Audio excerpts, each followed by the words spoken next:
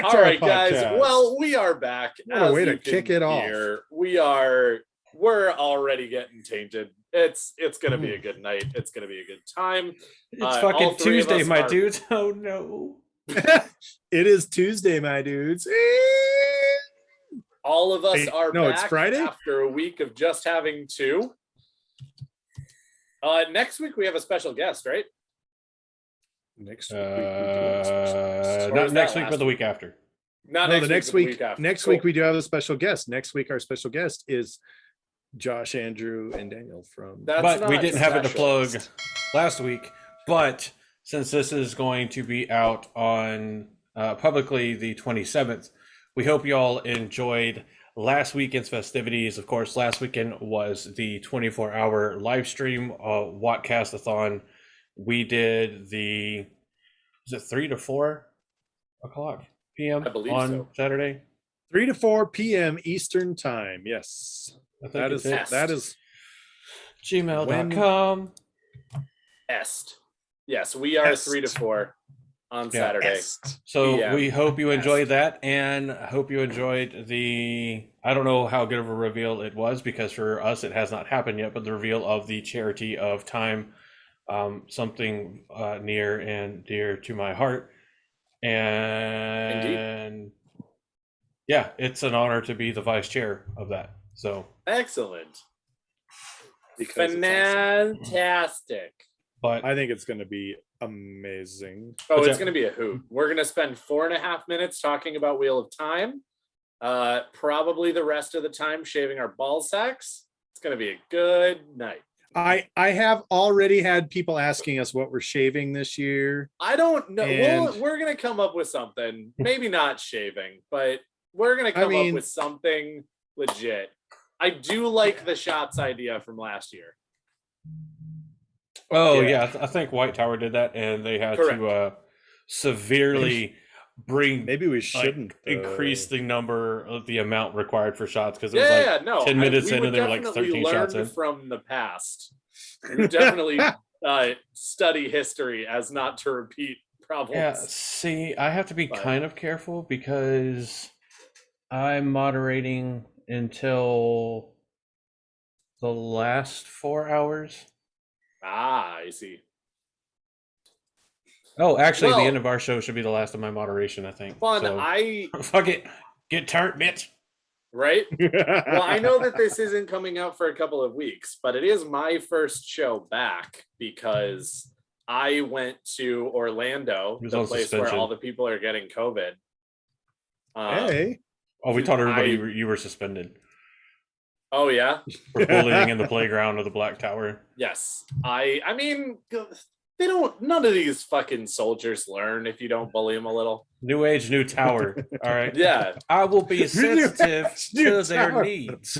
We're a kinder, gentler Black Tower. Are we? The hippies made us cut down I'm not kinder or tree. gentler. If you don't want a Black Tower jammed right up your dick hole, then get the fuck out of here. The hell are you talking about? I ain't no goddamn Kendall Jenner. You just turned the Black Tower into a sounding rod. Yeah, I did. Deal with it. But since I am back, I got some fun things from Universal Studios with my family, and I wanted to show them off because I have no shame, and I'm good at that. So I went to Gringotts and got wizard money. Stole some of Bellatrix's money. Fair. Yes, exactly. Some of Bellatrix's money. It's not like Harry has plenty, and therefore I could have stolen from him either. Bellatrix. I'm pretty sure he doesn't. That bitch. I'm pretty sure it's high security because he didn't even willingly give any money to like his incredibly poor friend. So yeah, he did. He offered them money like 87 times, and they were just too proud to take it. The only time that they actually took the money was Fred and George take his winnings from the Tri-Wizard Cup to start Weasley's Wizard Wheezes. Right. But other than that, Mrs. Weasley especially is like, nah, fuck you, Harry. We're not taking Harry, your money. That's your money. And I'll get it when you're dead. So before I went, I actually got Sirius Black's wand And this is the RFID one, so that you can actually go ahead and cast spells in the park. You got really seriously black swan. I'm so sorry you died. It's a seriously black wand for the seriously black tower. And then the one that I'm actually like super excited about is they were having a special where if you bought a $300 gift card for the park, which I was already planning on spending a bunch of money on my nieces and nephews for souvenirs. Swear to God, if you so I gave them all a limit and then bought the gift card. And if you bought a $300 gift card, you got a like collector's wand that was not RFID. So I got this really nice fucking wood one here. Ooh. That is Rufus Scamander. Ooh. No, Rufus Scrimgeour, not Scamander. That's Newt. But yeah, it's really nice and it's wood and it's fucking dope. I've got. Do you have a wand? I do have a wand. This one was chosen at Ollivander's for me. It is my wand. Did it is choose also, you? It did choose me. It chose you.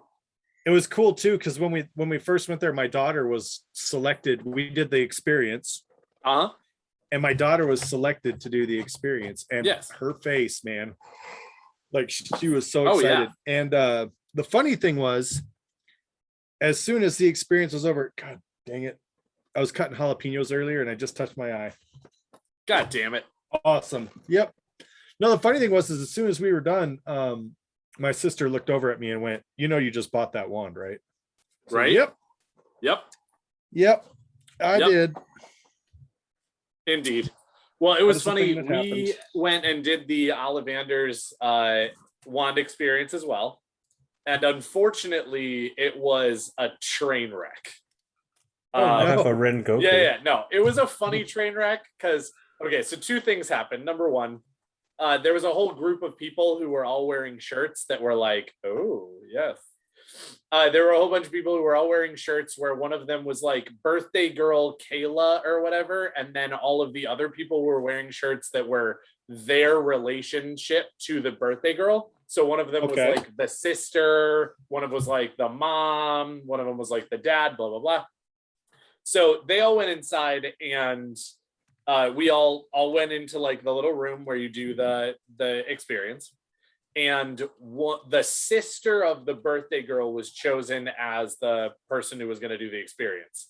But it started off horrible because right away there was this little boy who was like maybe 3 or 4, who it's a dark room. We're all standing there. The lady is like coming down from the stairs, like starting the spiel of like being Ollivander in some ways. And the kid just loses it. Like he's just sitting there and he's telling his dad like really loudly because he's a child. He's like, I don't want to be here. I want to go. This is bad. I don't like this. And he's just yelling over everybody. And so like the woman who's doing the Ollivander thing is just doing her best. She's just trying to get us through this. It's not even that long of an experience. So she's just trying. Heard that a few times. And like, as she gets to the bottom of the stairs and she goes ahead and like is saying some stuff, the dad is like, has the kid, he's picked him up and he's like trying to calm him down. And he just goes, can I take him out the door? Like he didn't say it, but he was like all sign language. And she just like looks at him and there was just this like, this look of just like, yes. Please, yes. Please, if you don't, I may stab you. Like, and she just goes, yeah. And she like points to the door. And so the guy like takes the kid and he leaves. So, all right, cool. We all think it's going to be great. We're fine. That's cool. Partially because of this, partially because she's clearly a preteen girl who is not actually good with public appearance in any way, shape, or form. And possibly because it doesn't look like she's actually as familiar with Harry Potter as everybody else in the room. This poor girl that they chose for the thing. Woman like goes behind the counter. She's like, the wand chooses the wizard, blah, blah, blah. She has the girl come out in the middle of the area. She's like, It's COVID, so they're doing a little less contact. So she's like pulling out the boxes and then leaving it on the counter, taking a step back, and then having the person come up and pick it up out of the counter or off the counter, and then step back and then do the thing. So we're fine. She's like, all right, pulls out a wand, tells her what it is like, this is, this many inches, made out of this wood, this kind of heart, sets it down on the table. She's like, come pick up the wand. Girl comes over, picks up the wand, and she holds it by the point. First time she goes up and she picks it up by the handle. Then the woman says, all right, go ahead and take a step back. She sets the wand back down on the counter and takes a few steps back. And the woman's like, no, with the wand. So she comes back up to the counter. She picks it up by the point, takes 2 steps back into the center of the room. Woman's like, all right, now raise the wand, point it at those flowers and say, aguamenti. Girl raises it by the point and holds the handle at the flowers and goes, aguamenti. And the woman's like, flip it around. What do I do? So the girl's like, what? And she's like, the other way. And she's like, oh, aguamenti. And she's like, no, the wand, you fuck. She doesn't say that. She's like a consummate professional, but she's like, just like, oh my God, this show is so terrible already. And of course, so then, I mean, like all of the rest of it was okay, but like, Jesus Christ, it was just like the first 4 minutes of this were just a disaster. But they recovered well. That's what matters, right? Yeah, no. And as I said, the woman, I will admit, like, again, the woman was fine. She definitely did not take it in stride, which I feel like you kind of need to if you're going to be a character like that. Sure. You really need to be able to kind of be flexible to just about everything. And she definitely, as I said, like, you could see it in her face every time something was happening, that she was not hiding the emotion very well of like, these motherfuckers, are you kidding me? But like, she didn't ever say anything wrong. She absolutely like was still very civil, very smart, very doing all of the right things, but her face was just like, are you fucking kidding? She's just sitting there like, just one time, Avada Kedavra. Shit. Right? Yes. It was very much like, Crucio, motherfucker. Crucio. You've got to mean it, Harry. Right? Anyway. Well, that's good. But it was a fun trip. It was good times. We all had fun. All of my nieces and nephews were like crazy into Harry Potter, so it was nuts. But we're not talking about Harry Potter. We're talking about Wheel of Time. There isn't a Wheel of Time world yet. Welcome to the Hufflepuff House podcast. Slytherin House podcast. Go fuck yourself, Hufflepuff. Hufflepuff podcast. What are you, Andrew? Oh no, I would definitely go with Slytherin. All right. No. This isn't I would go with. Yes, it is. Have you not read the books? The hat takes your choice into account. Read the books, Josh? It's about your choices that matter, dick face. Has Andrew sat underneath the sorting house that is Pottermore.com? I don't know too many people that have sat underneath a sorting house. Sorting hat. He said house. I know, but no, I have not. He's doing his best. And he doesn't know what house he's in. Yes, he does. I mean, technically, I'm in Gosh, an apartment, that's what I'm saying. If your choice matters more than the quiz. Your choice absolutely matters more than the quiz. Because if the sorting hat would put you into Ravenclaw like fucking Hermione, but she chooses Gryffindor, she's in Gryffindor, you dickhead. And if Harry would be put in Slytherin, but he chooses not Slytherin, then he goes to Gryffindor. That's actually, okay, again, last Harry Potter thing. I'm done after this, but last Harry Potter thing. I actually have always thought that that was a really, really cool thing that J.K. Rowling did in the story, that Harry is really a Slytherin who chooses Gryffindor. Hermione is really a Ravenclaw who chooses Gryffindor. Neville is really a Hufflepuff who chooses Gryffindor, and then you have Ron, who's actually a Gryffindor. And so you literally, between all of the 4 like main friends, you actually have like all of the houses represented, represented, even though we're going to argue all of about them are this later. actually Gryffindors.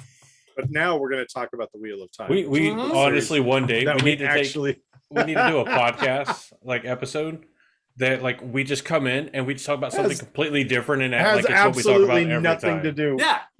Welcome to the Black Tower podcast, a Harry Potter podcast. So last episode we talked about the ending of the Naruto series, and this episode we're going to start up with Dragon Ball Z Super. Excellent. I love it.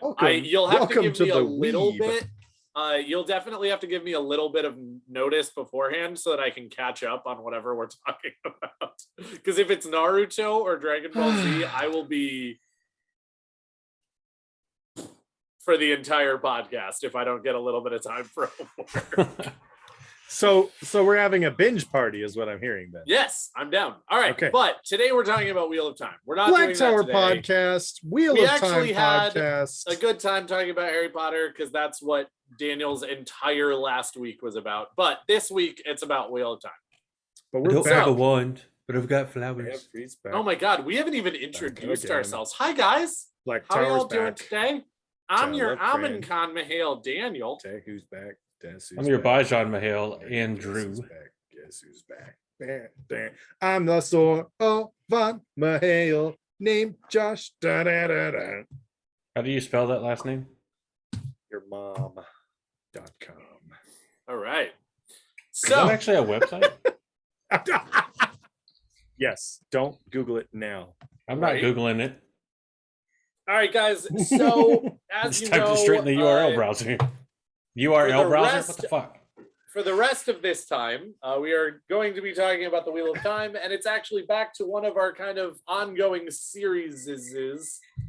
The deep dives into nations of the Wheel of Time. Culture deep dive. The deep dive into your mom. Thank you. Culture deep dive into your mom. But before we get too far into it, to your mom. Oh yeah. Before we started the episode, we asked one of our fantastic patrons. Oh yeah, let's do that first. So information for the Gathering Madness. By the time you're hearing this, is hopefully already out. But if it's not, I assure you it is coming out soon. It is in the mail along with last year's mixology books. Making the joke before Morshadi does. Hey. But information is coming out on that. If you're in our Discord, is she on the Canadian internet, John? Yes. All right. She goes to a different internet. If you're in our Discord, you should have already seen the flyer and the schedule of events. We had hoped to have the RSVP and everything out by Monday, but we've run into a couple of snags getting the webpage ready because we're trying to put everything together into a webpage on blacktowerpod.com. so that you can go to one spot and see everything and have every link you need. And we'll be tweeting all of that stuff out as well. We have already tweeted out and are continuously tweeting out or retweeting our own tweets about the mixology contest, as well as taking suggestions for the Taste the Taint challenge. If you don't suggest things for us to try, we will have to fill in the list on our own. And we will be a lot nicer to ourselves than you will. So get your shit in. I mean, maybe, but we're definitely including the bomb. That's happening. Well, yeah. Which isn't going to be nice to us. But... I didn't say they were all going to be nice. Just enough of them. Yeah, so... and we have better on the idea, like Morshadi just mentioned in the live chat, which is a benefit you get from being our patron. See details on blacktowerpod.com, where you can see all the benefits from there. Andrew, insert the plug here when you're editing, you fuckwit. All right. Hey. But we are... I can't wait to listen to this episode and hear you say that. You probably will. But yeah, it is a good idea, and it's something that we are at least considering putting it as a downloadable thing for patrons. Because if you're a patron by October 1st of this year, even if you only do October 1st, you will get a free mailed to you it's not going to be hardcover probably, but physical copy of all of the recipes of the mixology contest from last year and this coming year. And there's already some amazing contenders in there. Go and check out the sign up for the mixology for the prizes, because we're doing prizes for the best named for either what it tastes like or for the origin story or inspiration for it, we're doing best shot and we're doing best cocktail. So go and put your recipes in, your ideas if you want it, and all the rules for that kind of stuff are there. Biggest things, please, if you are able to, try it yourself, first. And whenever you're submitting things to be used in mixology contests, no bottles that are over $100, because we're going to have plenty that we have to buy in addition to our regular drink stock. So in addition to or as part of, we'll see. Or at least provide, if you've got a recipe that's got an expensive liquor, provide a substitute. Yes. Or don't get pissed off when we find our own substitute. Because if you start putting in like some $150 bottle of scotch, I'm going to Google substitutes for that scotch. Yeah. Or also, I will tell you right now, if you put Sailor Jerry into your cocktail, we will have like 16 bottles of that. So we'll already have that on hand. Probably, I mean. But yeah, and see if you can dethrone last year's winners of the prizes. Which was Malkiri Rob and Tree Hugger, right? Correct. Yeah, Tree Hugger got best overall because we didn't separate out shots and cocktails. If we did, correct, she would have got best shot, and Malkiri Rob would have got best cocktail. Yep, that's right. So definitely keep your eyes on that. Asha is still memorable in my mind. I think it's. Did we make it like our official shot for the podcast? We did. Yeah. Yes, we did. And in fact, when we went on to New Year's Eve with White Tower Pod, that's what I was drinking. And they were still a thing. Yeah. So anyway, yeah. So keep your eyes out for the links, the retweets, and please help spread the word by retweeting them. The mixology contest, because the more recipes we have, the more tainted we'll be, and the worse drunk splaining will be. Yes. And also the more difficult the contest will be, because that's actually something that makes it a lot more fun. If we only have 2 shots and 2 cocktails, then it's not really a whole lot of competition for either. Yeah, it'll also make the drunk splaining a lot more coherent, which is a lot less fun. Yeah, exactly. Yeah. So again, keep your eyes both on Twitter, on the Discord, and as well, of course, on blacktowerpod.com, your one-stop shop for everything Black Tower. So go and check all of that out. I don't need to tell you guys what's on there. You've heard me tell you enough, but I'm going to tell you again because there's a plug coming, or has already came, one of the two. I don't know. We'll figure it out. Namely, whenever I edit. Sorry for the quick interruption, but just wanted to take a second to make sure you knew about blacktowerpod.com. It is our very own website with very handy links for you to access all of your favorite Black Tower podcast stuff. Whoa, a break-in during a break-in for a plug? Yes, Patreon. It's a fantastic place for you to support your favorite content creators. For as little as $1 a month, you can throw some support our way and help us continue what we're doing here at the Black Tower podcast. That $1 a month will get you into our live recordings. We will also shout you out during an episode, and you get access to record a spoiler warning for our episodes that we will use. There are some other perks like our Sword and Dragon Challenge coins that you can only get by being a Patreon member. And there are perks as far as getting some different random merchandise from us and things like that. Go on over to our Patreon and check it out. And we thank you again. Now, what was the other plug I was doing? Do you want to post in the forums on the website? There's a button for that. Do you want to join our Discord and talk to us there? There's a button for that where you can just click and join the Discord right there. One click and done. Do you want to check out our merch? There are buttons for those. If you want to see what we've been doing recently, there's a section called Dragonsworn On Demand, a calendar for the Black Tower. We thank you so much for checking it out. And now, let's get into the episode. Anyway, bad imagery. Once you're done going to blacktowerpod.com, make sure that you scroll to the bottom and click on the Chibi by Memo Art for our official sponsor, the Crystal Barista. That is Josh's better half. If you didn't already know that, go and check out Crystal Barista. Sorry to cut in again, but we got to take a second and thank our channel sponsor, the Crystal Barista. Make sure you head over to crystalbarista.com and check out all of the amazing rocks and minerals and the tools for rock hounding if you want to do it on your own that you can find there.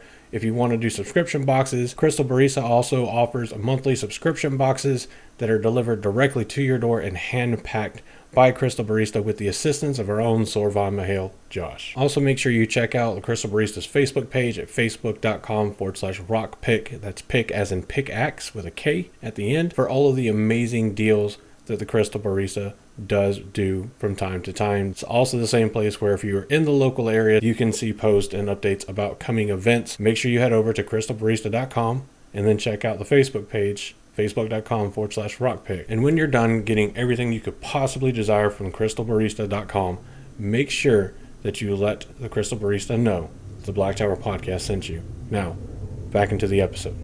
All right. There was something else I was going to say before, but I can't remember what it is. So, spoiler warning? Yep. That's what I was going to go with. Was it? Yeah. So before starting recording the episode, we asked one of our patrons, Snakes and Foxes, to choose our spoiler warning, which we do by asking, I assign an arbitrary number to them, to the spoiler warnings we have from all of the people that have submitted them, out of the ones that are applicable for the episode. And we let live listeners pick which one we do by choosing a number. So, chosen by Snakes and Foxes, here is your spoiler warning for this episode of the Black Tower podcast. Welcome to the Black Tower. This is your spoiler condom. If you have not read the complete works of Robert Jordan, The Wheel of Time, books 1 to 14, and also New Spring, Big Bad Book of White Arts, and the companion, you are at risk of being spoiled. Spoilers come with side effects. These side effects may include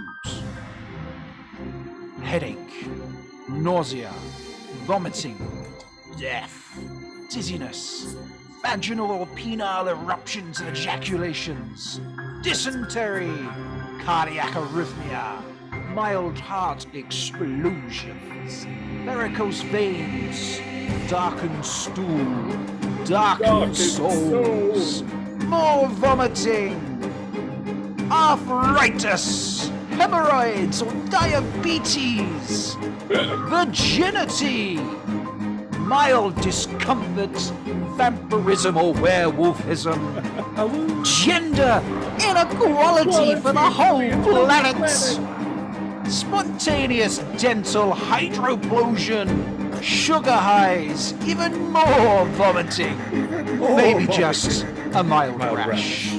If you cannot deal with these side effects, please leave now, for fear of spoilers. You have been warned.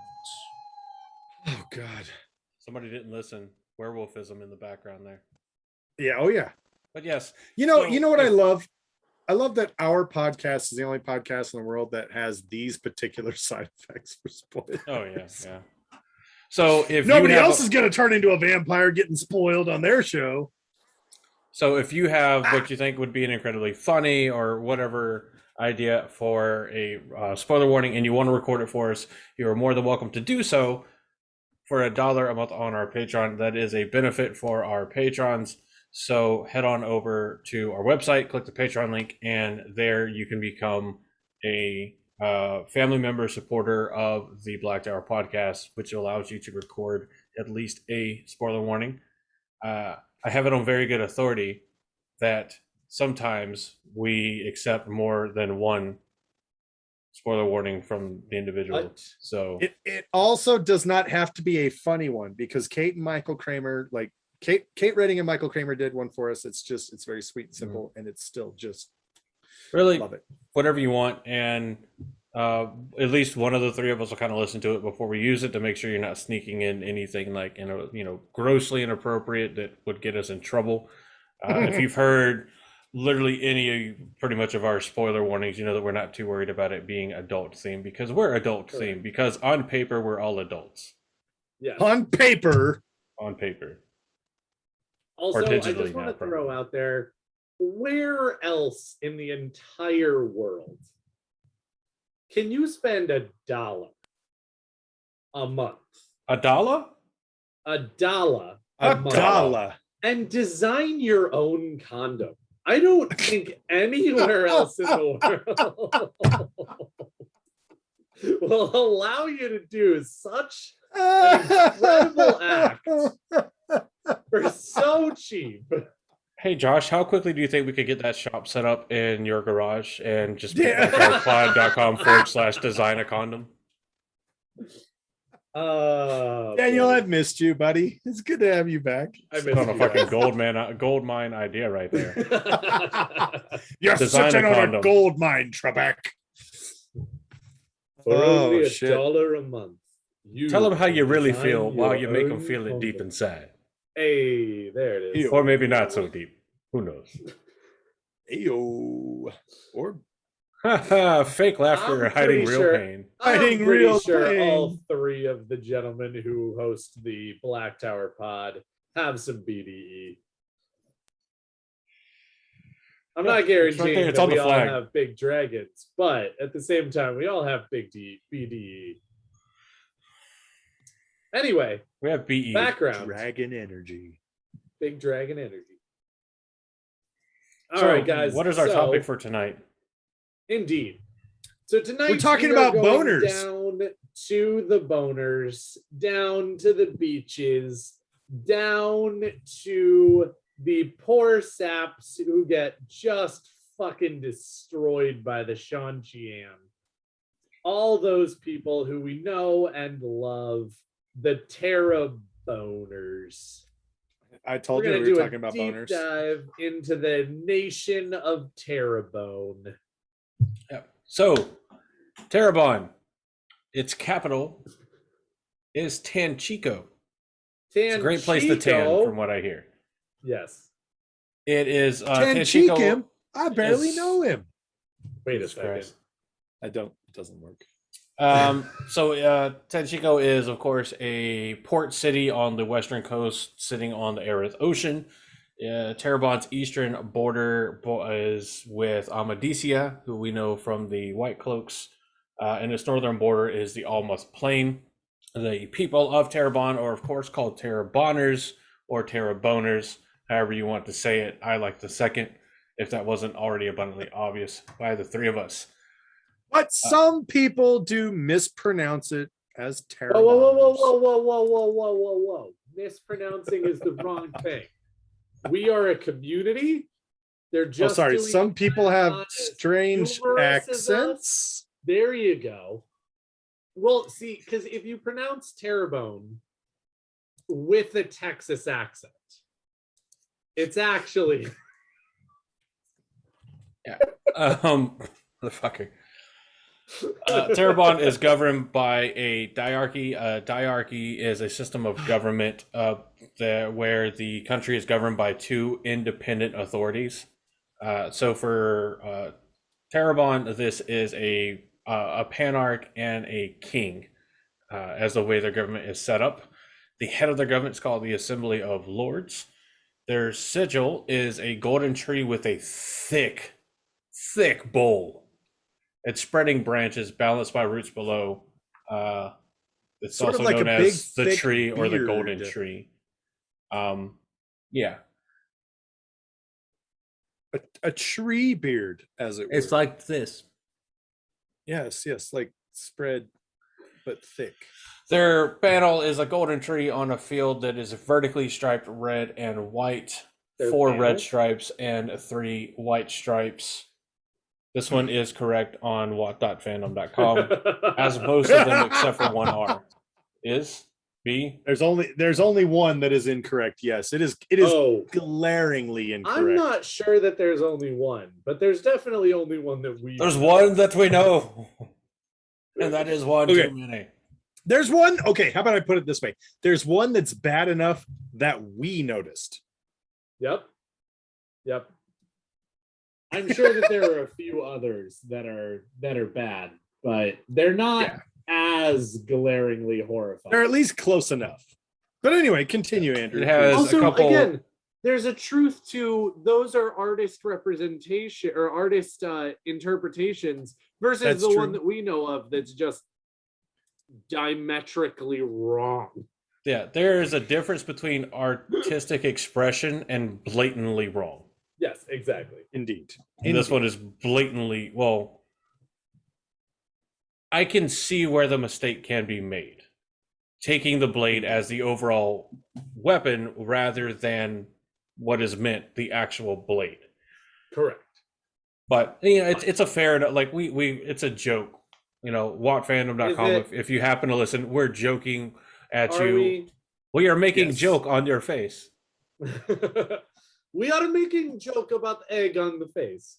Yeah. There's obviously more than Tanchico and Tarabon. There are also the cities of Alcruna, El Mora, Maracru, Nasad, and Sarana. Maybe egg whites. Something like that. So I mean, you never know. Yeah. So Tanchico was actually formed, or not Tanchico, Tarabon was actually formed. What became Tanchico in FY 1006? 3 of Arthur Hawkwing's regional government nobles took. That was Lord Harun Masid, Lady Tanzania Narenhold, and Lord Boral Amadea. They took Tanchico and formed a nation. Lord Boral was murdered, and subsequently Haran became king, and Tezina became the Panarch. And by the time of 5000 NE, the tradition of a male king and a female Panarch was firmly established. One of the kings of Tarabon in the past has been discovered to be a male Chandler and was single-handedly carried out of his palace by Cadswain and brought to Tar-Valon to be gentled. This bitch. Single-handedly. Like, look what I caught.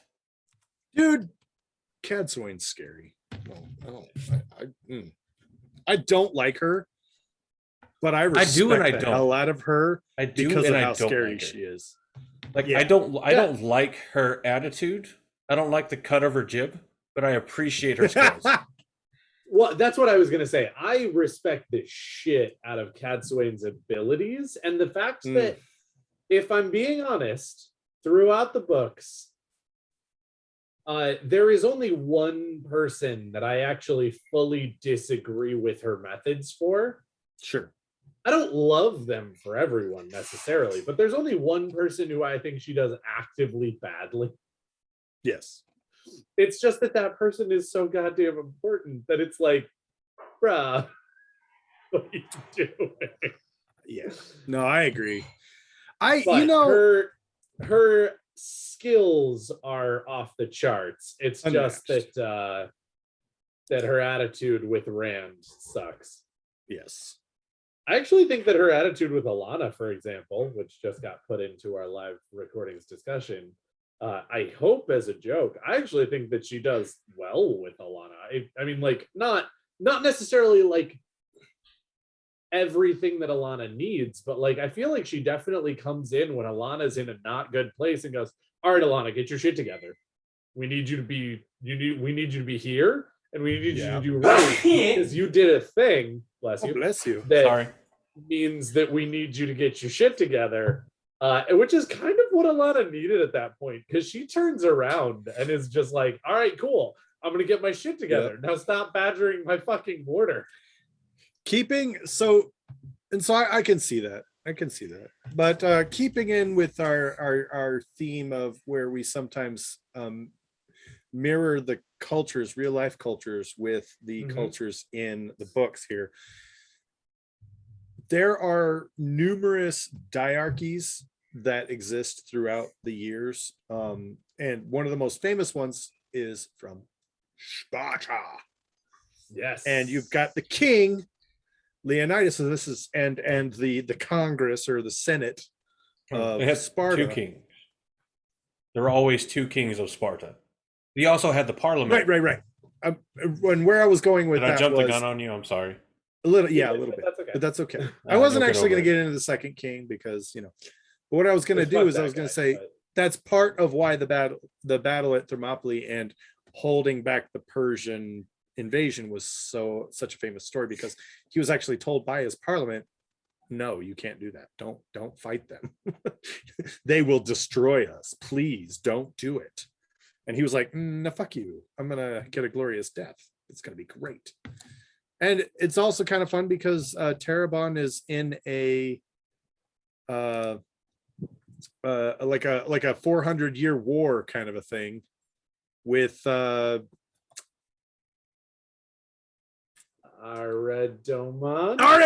that one. Yeah, they've got a land dispute on the Almond Plain.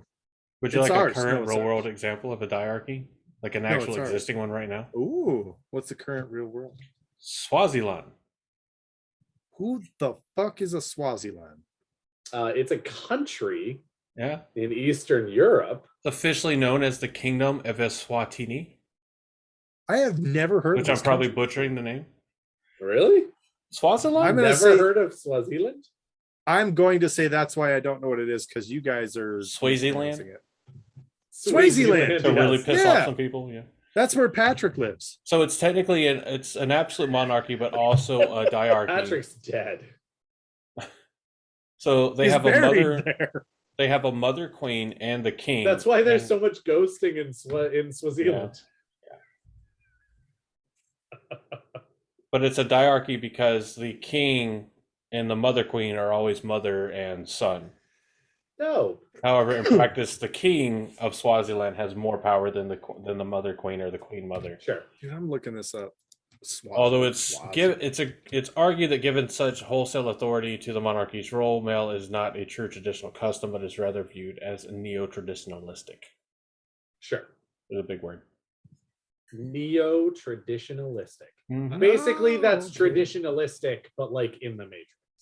Mm-hmm. When you look it up, it will come up as Eswatini as well. There's also Northern Ireland, because you have a diarchy between First Minister and Deputy First Minister, both serving as heads of state in the executive branch. I was not aware of that. I thought Ireland was back together again. I thought they were one again. No, I don't know when this article, but I'm definitely not reading not. Man. Northern they Ireland might be on paper. Still part of the UK. Shit.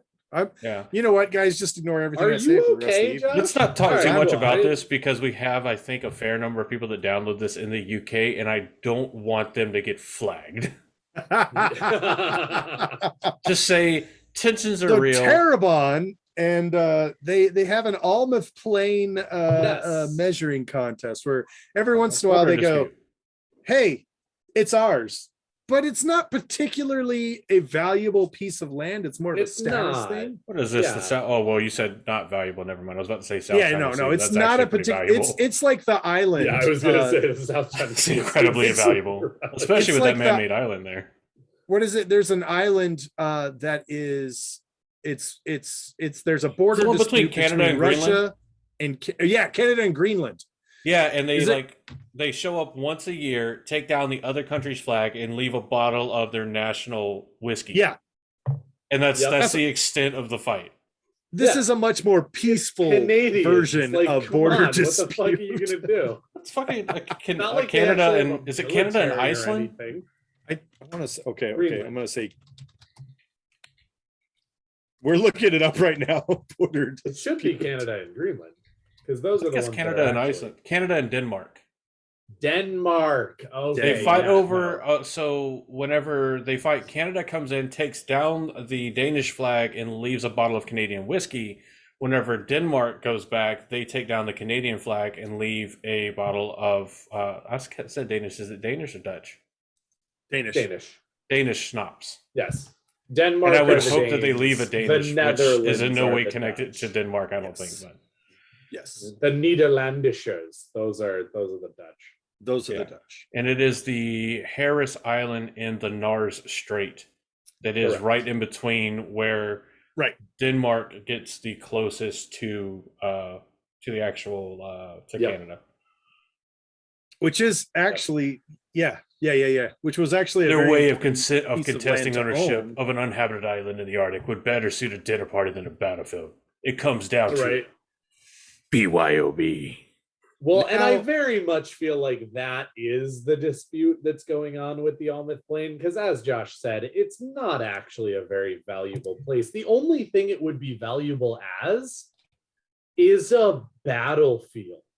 And so it feels like you're fighting in a battlefield over a battlefield for no good fucking reason. So is it love? Because love is a battlefield. A little bit, yeah. Hey, we are young. Indeed. I can't believe you. No. Heartache to heartache, we stand.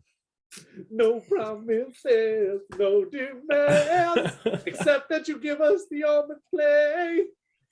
So, by law, the Panarch and the King of Tarabon are equal in authority. The kingship follows a patriarchal heredity system. It's always passed down to the firstborn son, while the Panarch is elected by the Assembly of Lords, and it is the Panarch who wears a crown of the tree made of gold trefoil leaves and a stole embroidered with trees. Until the Seanchan show up, and then they're like, you're adorable royalty. The Panarch is responsible for collecting taxes, customs, and duties, while they determine how the money is spent. Wait, no, that's the king. Sorry. The Panarch has authority over Civil Watch and the Panarch's Legion, while the king controls the rest of the army. The Panarch is in charge of all courts with the exception of the High Court of the King, which upon description doesn't paint a picture of equal authority. Because it's like, I control military forces. Balance. Yeah. I think it's really check and balance where like the only person designed who to be, can actually try I think it's designed the to be, Panarch but is the king, and the only person who can try the king is the Panarch. That's basically is what I read into that. Now, granted, I mean, like, if we're being honest, other than Andor,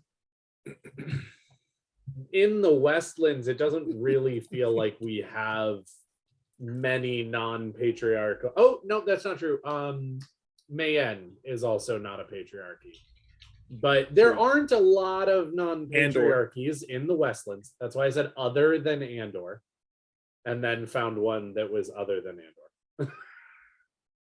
I knew that. But yes, Andor is the very obvious one where it's 100% not a patriarchy. But as I said, in the Westlands, it definitely seems more patriarchal. And so if the king in Tarabon actually had more power than the Panarch, that would not surprise me, even if it's ostensibly equal. I would agree with you by number, but not by power. Correct. I agree with that. The predominant number would be a patriarchal government. Number. Yeah, number-wise, absolutely. I think that it's power. I think you're right. In power, it's the rise of the matriarchy for sure. Well, and of course, again, Andor is even so if it was only big. If it was only Andor and Tar Valon, it would still be the two most powerful. You're already there. Like Westlands at 99%, Andor and White Tower.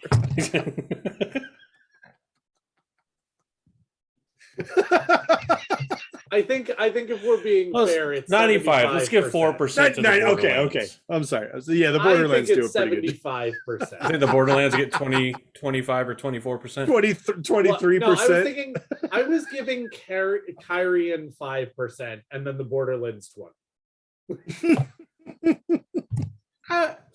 You know what? I think that's a fair arrangement, right? Yeah, I think we're good. So, Taraboners also have this really cool, like dress code. Oh yeah, it's an interesting. Well, right. And this is I was just about to say, this is why we get some of the verbalisms that we get with the Taraboners. The verbalisms. That's right. Yep. That's a new word. The verbology. The verbology. Because I'm an expert in nameology. You know what? We haven't done a movie quote for a long time. Let's do that. Symbolism. Let's make that our movie quote. What you're talking about is symbolism. I'm an expert in nameology.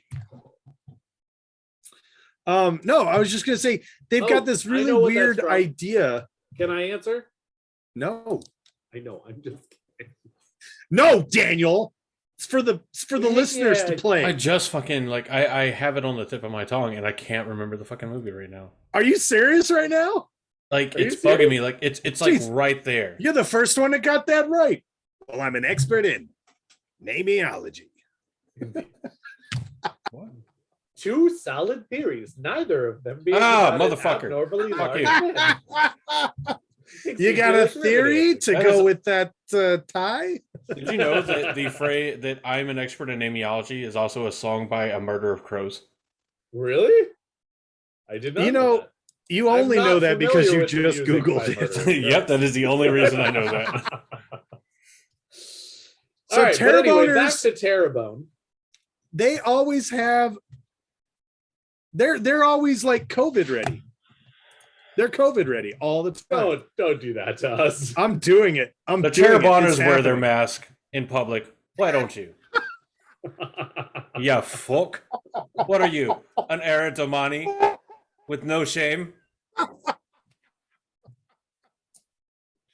Taraboners, all of them, even the men, even the women, they wear this Little Time mask mandate shout out is brought to you by Tarabon. By the CDC.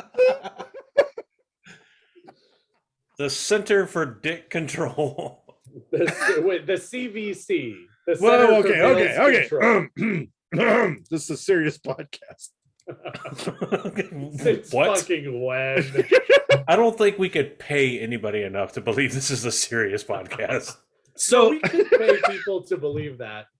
Either that or we could just set up a 24-hour news network and convince half the country. So my sorry, that was too real. headcanon for the male dress and appearance is largely Aladdin-esque, right? Yeah. Baggy pants, maybe a shirt, a vest, a little red hat. No, just the vest, no shirt, just a vest. I said maybe conical hat. No, I know, but I'm saying definitely not a shirt. Baggy pants, cloth belt. I know what you're saying, and you're wrong. Shirt, vest, conical hat, veil.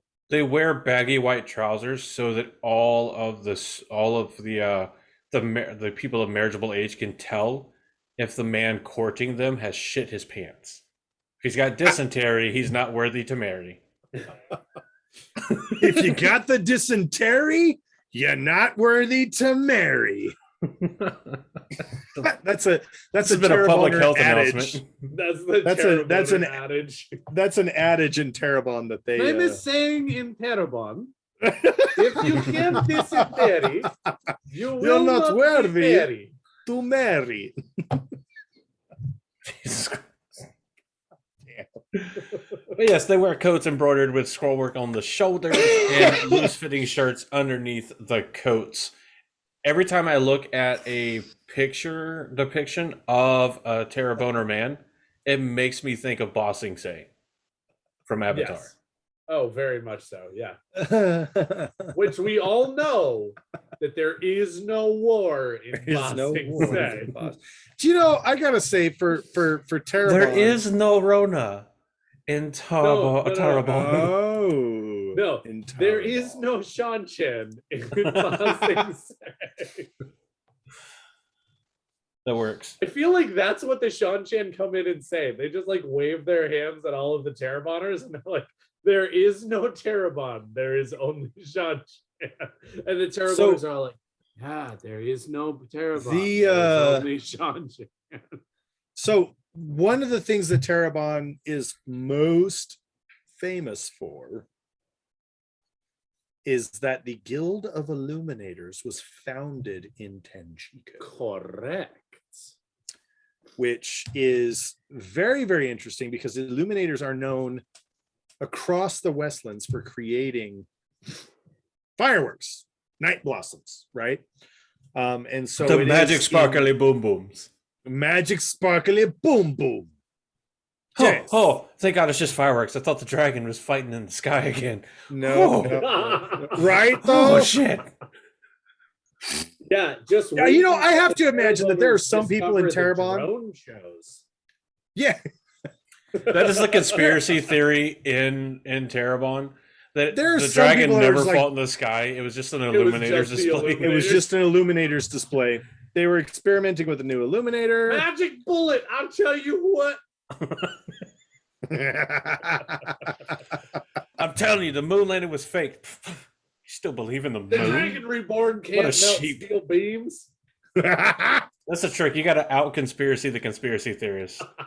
Moon landing was faked. You believe the moon is real? The moon isn't even real. That's not a moon. That's no moon. It's a Nazi space base, right? That's the conspiracy. Well, I think on Call the of dark Duty side. confirmed that. Yeah, Call Only of on Duty the dark confirmed that. side. The part you can see of the moon is actually moon. The villain on from back DC? side. They're all a part of Darkseid from DC. Yes, they're all a part of Darkseid. Who gets like laughably murdered? Someone by needs Superman. to animate that. Like the whole Family Guy thing was like something dark side, and then Darkseid just walks in the frame. What the fuck do you want? Dude, isn't that Stop like a calling me, man? cafe of villains or something like that? It sounds about right. I do love that while our that would actually be intrepid about as troop good of as Justice League. heroes. Wow. Shade. Justice League shade. Mm. Sorry, Josh, go ahead. I do love that while our intrepid troop of heroes is there, Nynaeve has absolutely no problems getting pissed off because of the damn veil. Oh, yeah.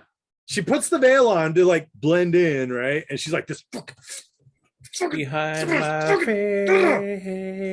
And I love that she has absolutely. Here we go. Okay, here we go. I will now demonstrate the proper wear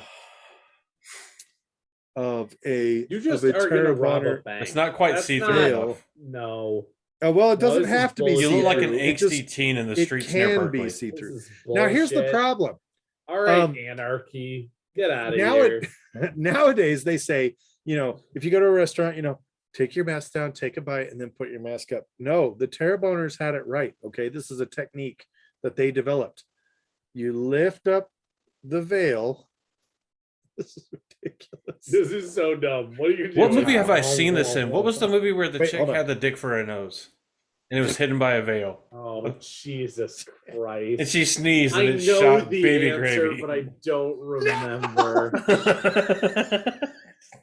What? No, I know What? this. Is this It was Deuce like, Bigelow European Gigolo? Is that it what was it is? something like that. It was a long. It was like Rush Hour kind of movie. I know it wasn't Rush What? Hour, but Hold it was on. along those lines. What? Fuck. Yeah, Deuce Bigelow, European Gigolo. That's what it was in. Oh no! Lord. Oh, no! Achoo. Pregnant. Oh no! Oh no! Okay. Oh, I just touched my eye again. Bruh, stop it. Wash your hands and stop I touching did! your eye. Do it again. You're going to give yourself And again, COVID and and again, also and jalapeno. again. There it is, right there. Same time. Damn it, Andrew! Damn it, Andrew!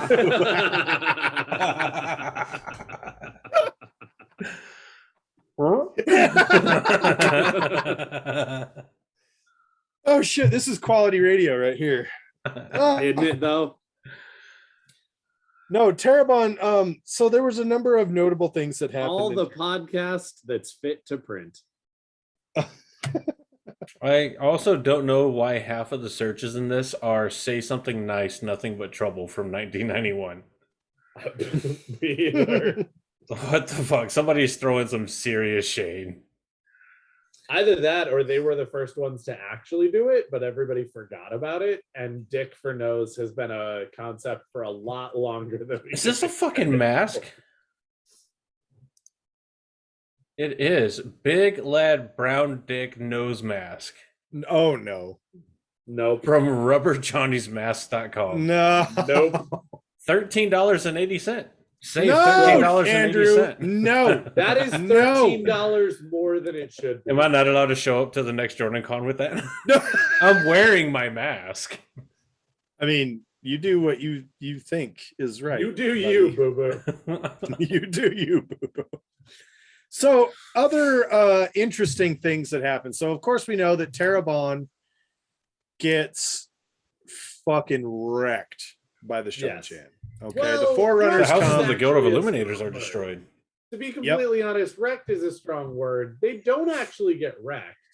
They get invaded.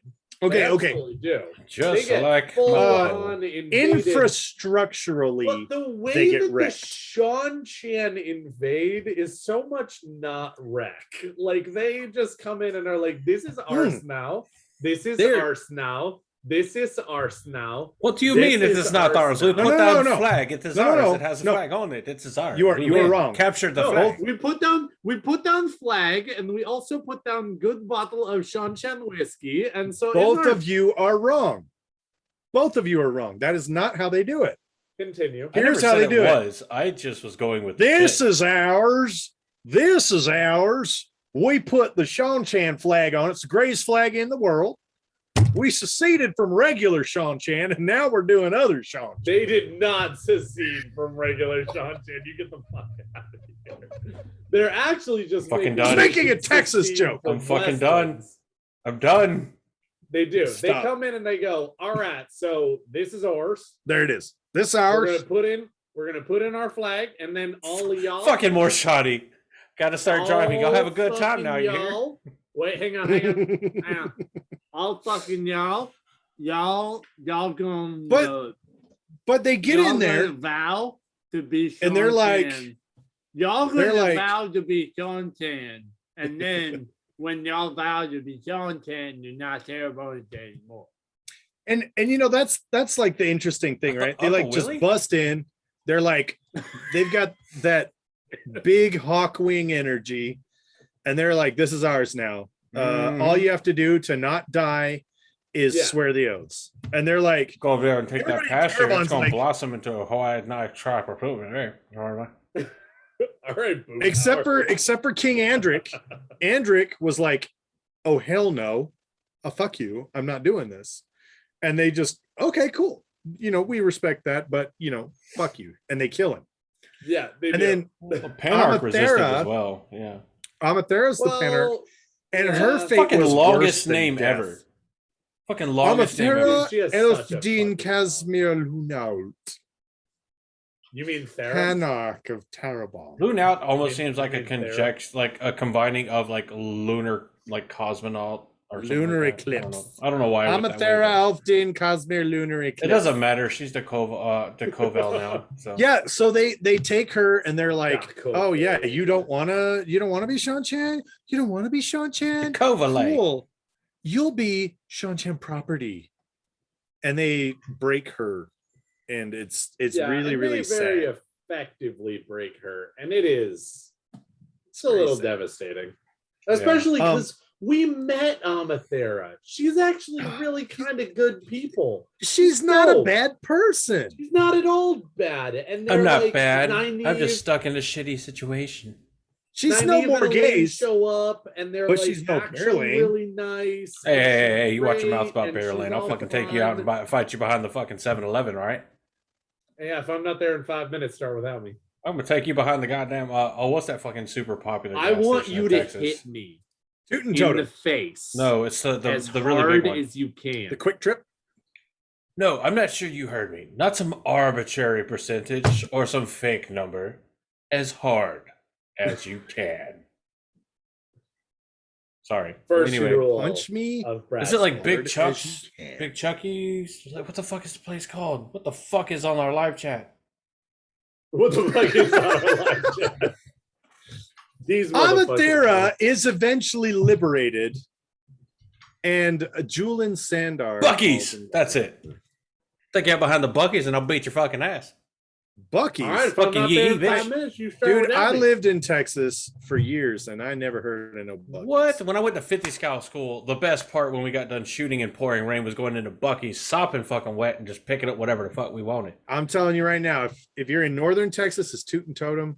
I guess northern Texas is Toot and Totem. I was near San Antonio. I was on Lackland. All right? Okay, you're in. Yeah, that's where SF Heavy Weapons School was. Texas is big. Texas is big. Drive 12 hours, still in Texas. There's nothing in Texas. Is dirt.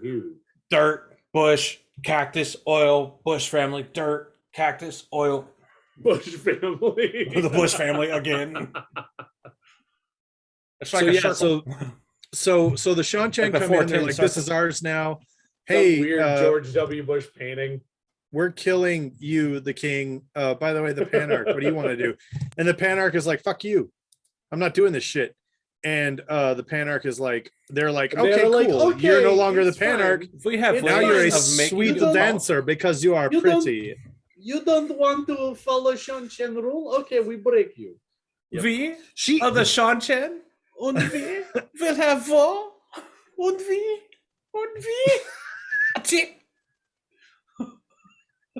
Nine, 9. Oh yes. Wait, that puts the two accents that we've given the Sean Chen kind of against each other. Like, does it? I mean, well, I said yes, kind of southerny. So okay, fair. It's how they battle. That's how it has to happen. The Sean Chen have to have a civil war over their accent. Oh, Jesus Christ! You actually have the royal family who's like, yes, we will take this land and we will subjugate the people and we will make them subjugate them, yeah. And we will make sure that all of the people remember Otterhockbing unser history. And then the people on the ground are like, ding ding ding ding ding ding ding ding. Bob, you know what the hell she say? I know that kind of canonically they have a southern kind of Texas style accent. I don't want it because growing up in the South, living in the South, I'm tired of the stereotype because that's actually a very small fraction of the South. It's just a very vocal fraction of the South that most of us would rather shut the fuck up, drink their moonshine, and die from liquor poisoning. It's also... Wait, what if they had like a South Carolina accent and they were like, they came in and they were there are different Southern accents. Oh, there are so many different Southern accents. People don't understand that though. Walk 6 blocks and there's a different accent all through the South. Florida, Georgia, Alabama, Mississippi, Louisiana, Tennessee, Kentucky, West Virginia, Virginia, they all have different accents. I agree with you. We get Florida out of there. They're not the South. Half of Florida has like a Cuban accent. You will what? Florida is its own thing. What the fuck you gonna do, Utah? What you gonna do? Throw another wife at us? What the fuck you gonna do? Florida is the South of the South, Josh. I got plenty. Like, I swear Florida would fight a civil war. There's plenty of ammo in this magazine, Andrew. Florida would absolutely fight a civil war with Georgia and Mississippi if they could, and you goddamn know it. Florida is just the South of the South. So, fun story. I used to trigger people when I was active duty in Georgia. I used to trigger people by saying, Florida's the South. And they'd be like, hell no, man. Florida ain't part of the South. Florida's in the southern United States, but it ain't no part of the South. I'd be like, no, yeah, look, you got the Mason-Dixon line they right just here. happen to have an advantageous geographical location. You know, technically, I'm south of the Mason-Dixon line, you fuck. And there's you're out west. It don't matter. It don't count. Oh, they got pissed off when I said Texas was also part of the South. Because, I mean, what person is arguing that? What fucking idiot is arguing? I don't know why they're arguing that because Texas is like to the South like a paladin is to any D&D party. Right, exactly. Like fuck, we're getting our ass handed to. Send in the Texans. Send in the Texans. All you got to do to get them riled up for war. That's how you do it. All you got to do to get them riled up for war. Remember the Alamo. Just do me a favor. Just send in those Texans, and then we'll get this all straightened out. I'll tell you what. I don't like the direction this conversation took. Yeah, are we talking about Wheel of Time anymore? I'm not proud of what we began talking about, but it was fucking funny. I feel like we're talking about Tarabon, right? And this is all valid. Do another deep dive on Tarabon because we got. Because what happened though? But this is valid though because you see what had happened though. What did not happen? But there is an important aspect here, though, because the Sean Chen do come in and take over. And isn't it, and we've already given a spoiler warning, isn't it the streets of Tenchico that Rand is walking in the very end?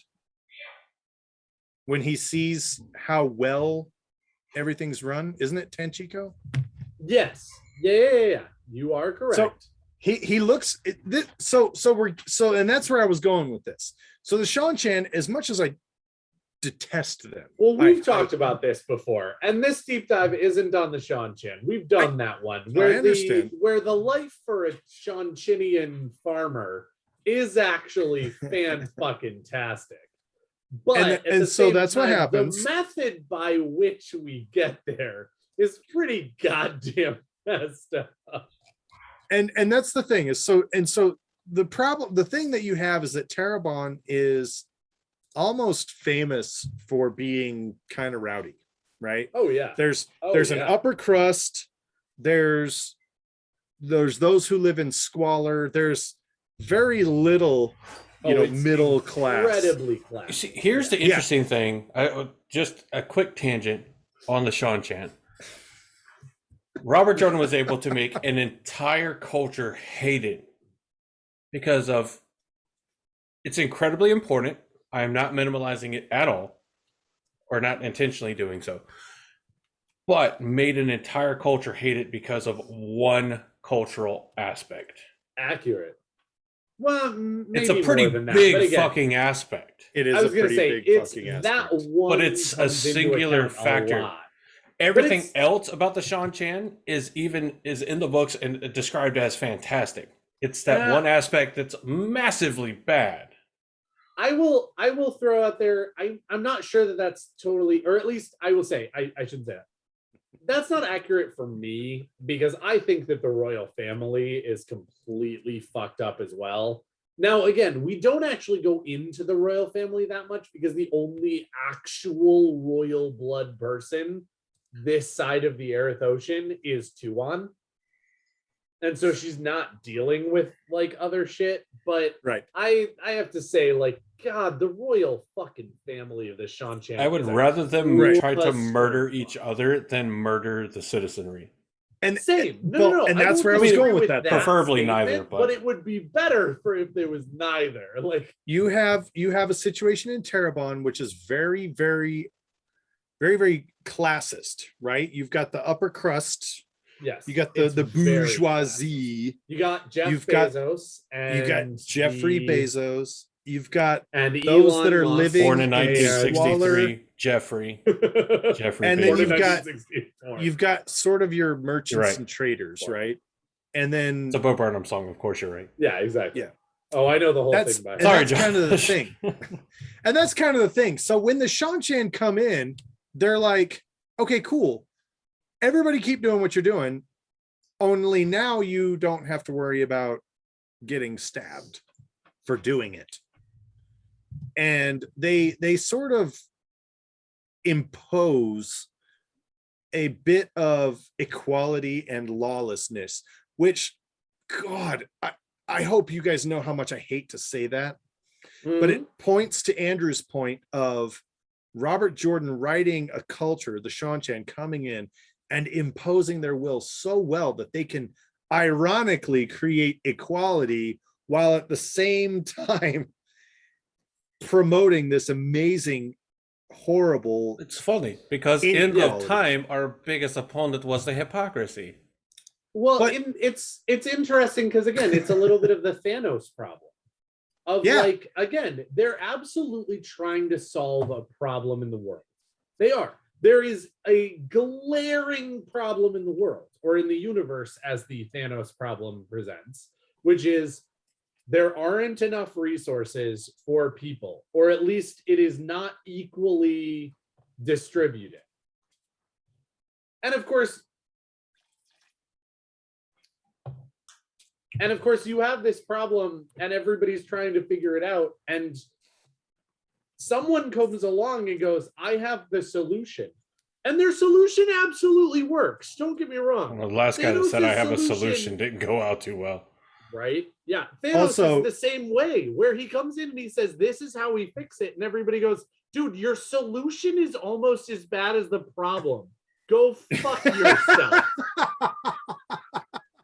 And he just does it anyway. Like the Shanchan are kind of along those lines in terms of okay, yeah, we're going to solve your class problem. And they go, oh, how are you going to do that? And they go, oh, we're going to impose utter tyranny and authoritarian government on Here's how we're going to solve the class problem. Equality. And you're there's like, us. That's almost as bad as the one and we there's had. you. So Thanos is just a super overpowered eco-terrorist. Yes. Yes. Totally. Yes. That's what he's always been. And to the wise guys in our live chat right now that are talking about, I'm still talking about the Sean-Chan. Tarabon and the Sean-Chan are an interchangeable subject later on in the series. You know who was still talking about the Sean-Chan towards the end of the series? The Taraboners. Terrorboners. The Taraboners. You know who experienced incredible trade, but also really, really, really shitty violations of humanitarianism?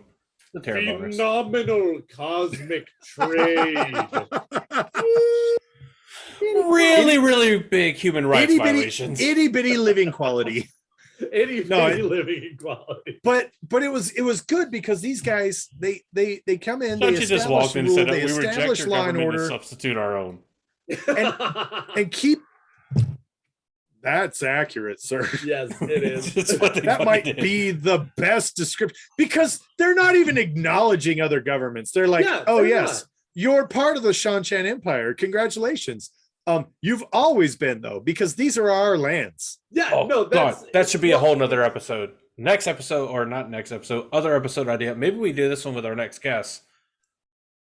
All the stuff that people are hypercritical or are critical of Rand for allowing in the Dragon's Peace. Oh yeah. That may actually be warranted at the time, or at least made sense with respect to what's going on. Put that on the list. I like it. It's on the list. All right. Okay. But so when you get to later on in Tarabon, like remember too that Rand later on in Tarabon. Remember too that Rand at one point in time gave up on Tarabon. Was I can't with these people. They're lying, they're scheming, they're stupid. I can't with these people. Let him fucking die. I can't.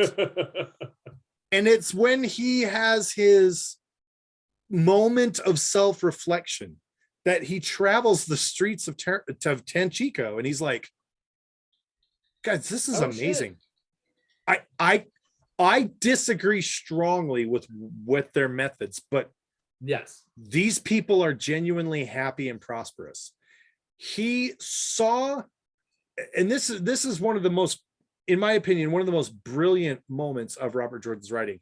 And I think we're going to see this aspect played out in the TV show. And I think people are going to hate it. I'm not sure you can give credit to that to Robert Jordan. I don't know how much was in his notes because Brandon Sanderson was writing it at that point. But I don't know. Robert Jordan / Brandon Sanderson. Yes, either way. Okay. Yeah. But I think Robert Sanderson. Robert Sanderson. So let it be Jordan. So let it be done. I think we're going to see this in the TV show where people are going to hate it to accept the fact that I disagree with you on some aspects, but I agree with you on others. We have to work together. Yes. We have to find a common ground. In order for us to achieve what we need to achieve to survive, we have to work together.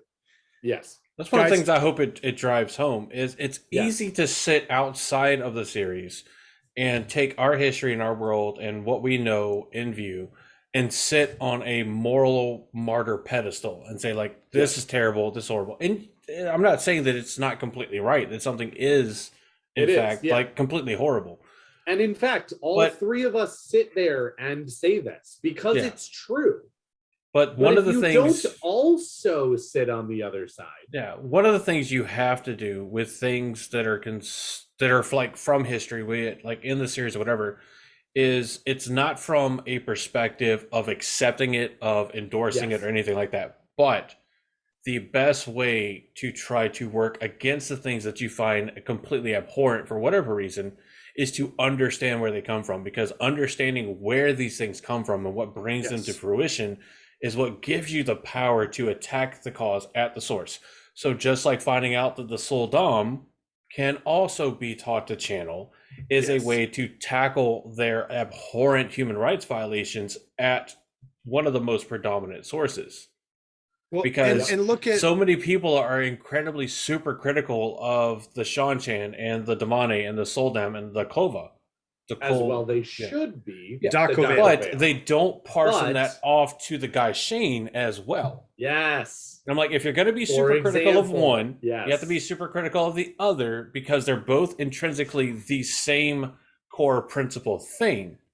So to say one is bad and say the other one is like, oh, it's an aspect of honor culture, it's keeping in mind that people are honored in Shanchan for becoming Soldam. Right, exactly. Especially that's where it becomes even for becoming Soldam. Yeah, if you are tested, and you for Shanchan. Oh, sorry. Yeah, you're right. In Shanchan, I superimposed IL over Shanchan, and I was like, so you're fine. This is the thing is that I've been like hyper, and maybe another episode idea would be to talk about the different human rights violations of the Wheel of Time. I don't know. The Wheel of Time and its violations of the Geneva Convention. Geneva Convention's violations. Part 1. Eye of the World. The time where Rand turned an entire city to glass and is just the worst. That's a real world example. The current ruler of Syria's father did that. Yes. Like, that's not an exaggeration. He bombed a city so much that half of the sand that incorporated the city's area was turned to glass. Yes. He literally made a glass floor out of a city. That is not something that's like, oh, that'll never happen. No, it fucking happened. The other thing that we need to keep perspective on here is that Rand in Tyr in book 3 goes through and visits our favorite crafty snakes and foxes friends, okay? Through the red twisted. That's the biggest thing I can't keep straight is who he meets first, the elfin, or who he meets, the elfin or the elfin. He only meets the elfin. Okay. He only meets the fox. That's why I retconned it to say who he meets rather than who he meets first. Matt meets them both. He only meets the snaky boys. No, wait. No, that's right. Because when Rand is going through the columns, that's when Matt goes, "Oh, look, it's a door. I'll go back and show those guys I'm a badass." And then he meets somebody different and goes, "Oh no, I have fucked up." Matt just walks through the door. It's like, "Oh, I fucked up." Okay. I'm being corrected in live chat. Rand meets the snakes. Meets the snakes. Matt meets the snakes and both. The foxes. The fox snakes door are the eelfin. Yes. The foxes are the eelfin. The snakes are the ones that the Twisted Terrongrial door is in, that was in Tyr, that Bearlane and her her ancestry, royal ancestry, they used the Terrongrial door, the progeny of, to help make sure that their borders are secure. Well, yes, I also apologize. I do want to throw out there, I misspoke earlier. Moraine also ends up meeting the eelfin, but she doesn't do it intentionally. No, not on purpose. That's the story. That's the story for another time. But she kind of just said, "Fuck magic. We're gonna go with defensive lineman tactics."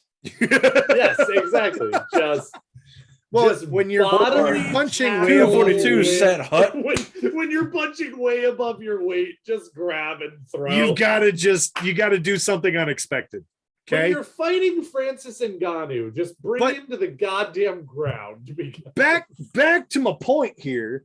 You want a point? Rand went through that door. One of the answers he received was, when he asked about how do I win Tarman Gaiden, they were like, everybody needs to fight.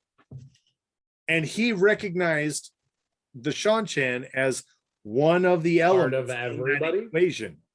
And they told him straight up, if everybody does not fight, you will lose. Period. And so, a lot of people want to be like, well, Rand should have blah, blah, blah. Guys, Tuon is a stubborn bitch. Okay. She knows what she's doing. She's been playing Dias Damar in her own form or fashion. And she's negotiating. She's been playing Survive the High Blood. Yeah, I was literally gonna say she's been playing the like tier. She's playing Dice Damar on hard mode. She's playing hardcore survival with no regen. She dies. But Rand and from her perspective, from Tuon's perspective, she's negotiating from a position of power. Oh yeah. She has no idea. She's only learned that Trollocs are not legends a week ago. Yeah. See, that's abundantly weird. Like, that's one of the things about them that I find so weird. Is one of the hallmark achievements of the Shan-Chan is clearing out the blight in their lands. Yeah. Which then super concentrates the shadow spawn in the Westlands, spawning, or spanning from the Aerith Ocean all the way across to north of Sara. That's right. Well, sure. But again, it's one of those questions of what now sounds like a children's story and what doesn't. Because if the shadow spawn have been eradicated from your land for generations, then you'll keep on hearing that statement. But what does that actually mean? Right. What is that actually like? What? Oh, okay. Legends do fade to myth. Right. I just keep hearing this phrase: there are no shadow spawn in Shan-Chan. There are no shadow spawn in Shan-Chan. There are no dark friends in Shan-Chan. But now, especially if you keep on like saying that over and over again, now you have no barometer for, okay, what does a shadow spawn look like then? It doesn't matter. Yeah. We got rid of them. What does a dark friend look like then? It doesn't matter. We got rid of them. Well, and when you think about the fact that Shan-Chan is operating under the assumption that their homeland is still being run on the same laws. Right? That might be the biggest flaw in their culture. Right. Yes, 2,000 years have elapsed and they are doing the exact same thing as we are. 2,000 years. Talk about the Shan-Chan when they come to the Westlands. Break in the laws. Just put perspective on this, guys. The United States is a group of people who came from the United Kingdom, and look at how different our speech patterns are. 500 years later. Just a couple hundred years later. Fun fact: Southern accent is the closest to the original. Don't even. Don't you even. Sorry, I'm just quoting facts here. Don't you dare. You can deny the truth all you want, Shadow Walker. Now let me ask this, because I want to talk about this too. That should be the new name for Dark Friends, Shadow Walkers. I'd be okay with that. It sounds far more less problematic now. Far more less problematic. We're gonna go with the English because that is grammatically correct. Glasses. It is. So, is it? Fuck yeah! It doesn't seem like it is, but it's actually not, Josh. You would just say far less problematic. You wouldn't say more. That is a shorter version of saying the same thing. Shorter is not always. Why better. use many words when less words do well? Do same thing. All right, Stanley. Or sorry, that was Kevin. My bad. That was Kevin. But is it in Tanchico as well, where Tuon kind of sets up her "I'm the new Empress," and then Rand meets with her the second time, not the first time, the second time. I think so, because she spends a lot of time with Amathera. Because there's a good while where Amathera kind of plays ball. And Tuon is there. Isn't it Tanchico where Matt and Tuon first meet, and Matt kidnaps Tuon? Yes, that is all in Tanchico. So I think that would be accurate. This is where your high Empress comes to. No, that's in Ebudar. Sorry, you're right. Ebudar? It's in Ebudar. My bad. So you're right, because just kidding on everything I just said. Amathera is the Panarch of Tanchico. But they leave Tylin, who is the ruler of Ebudar, when Matt kidnaps. Yeah. Tuon. Oh yeah, because he finds her before they fully leave. Correct. Yeah. So cool. Yes. Thank you. I would say rest in peace, unofficial but go fast fuck checker. yourself. Thank you, fact checker Mihail. Rest and go fuck yourself. All right, but anyway. No, it is in Abu definitely Dar that they do all that. Yes, Abu Dar is the one that they. So we'll talk about that later. What you guys need to know from this is that Tarabon was the first nation to fall to the Shan-Chan invasion. Correct. They enter through Falma, and they take over Tarabon through Falma. As a matter of fact, the Shan-Chan even work with Padan Fain for a little bit, because he's able to. Well, sort of. In the Great Hunt, sort of. Yes. Yeah. Well, Padan Fain comes and insinuates himself in with Lord as he do. Because that's all Padan Fain fucking does. Yeah, and we learn that Tarabon becomes a beachhead for the Shan-Chan invasion, and they end up capturing Abu Dar, Ahmadiyya.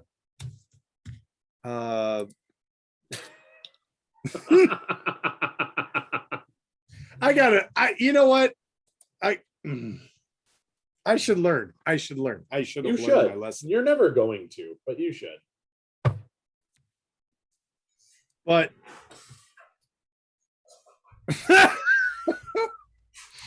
the thing with the Tarabon is that it not only does it provide a symbolism or a symbology of the collapse or the flaws in the political loopholes, political flaws in the Westlands, but it also shows a system that can illustrate the most growth potential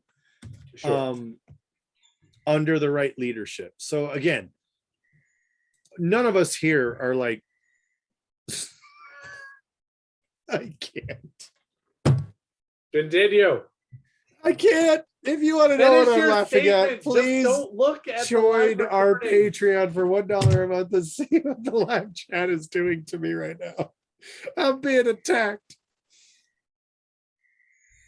Finish your thought. But they also serve as a measure of when that progress is made.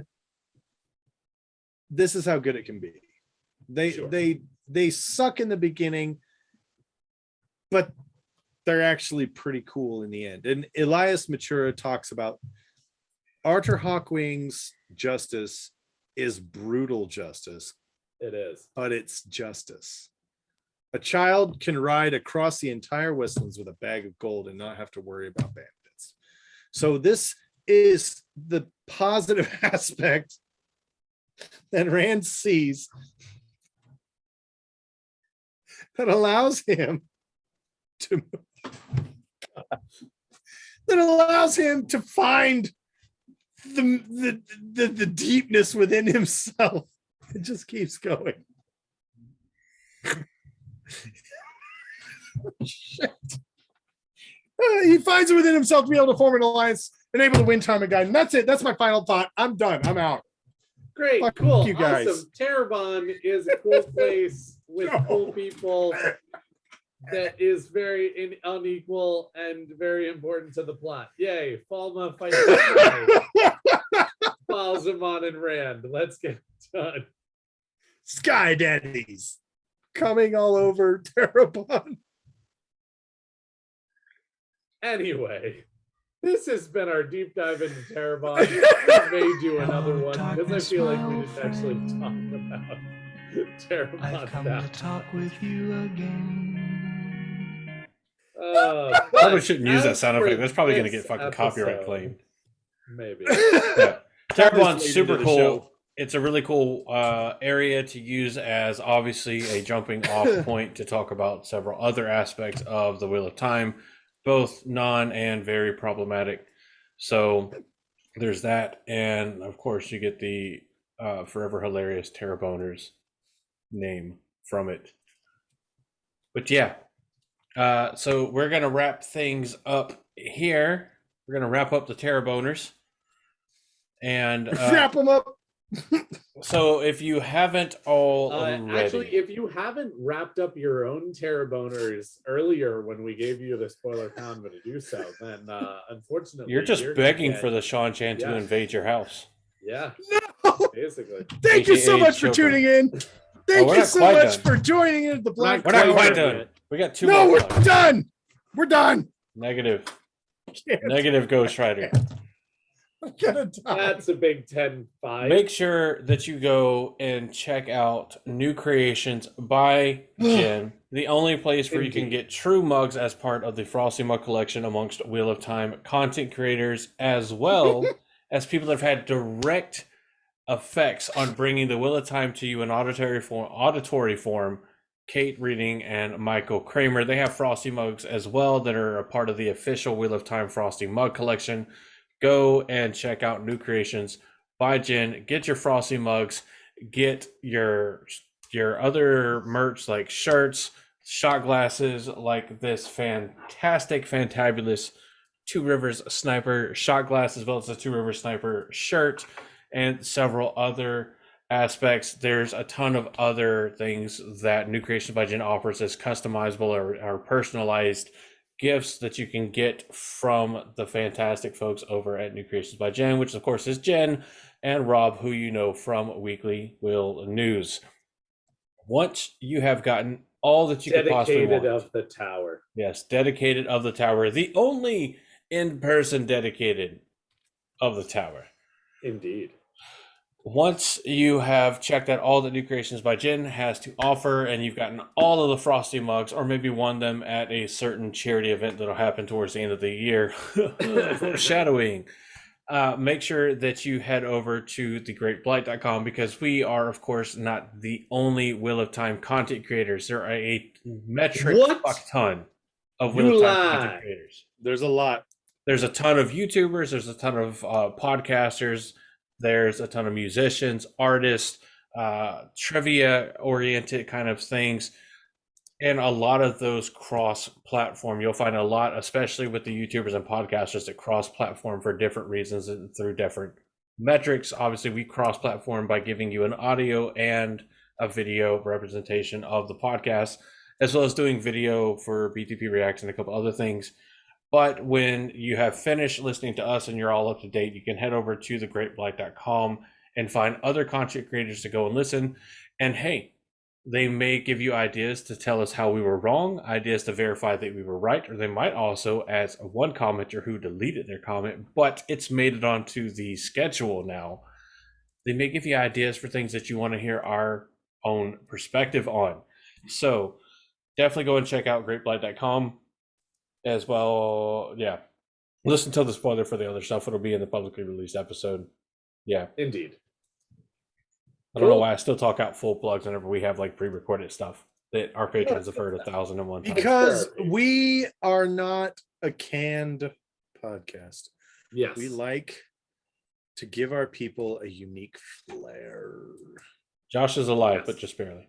But we earnestly want to thank you all from the bottom of our hearts for being here, for supporting us, whether it's on Patreon, YouTube, Podbean, wherever it is that you listen to us and or watch us.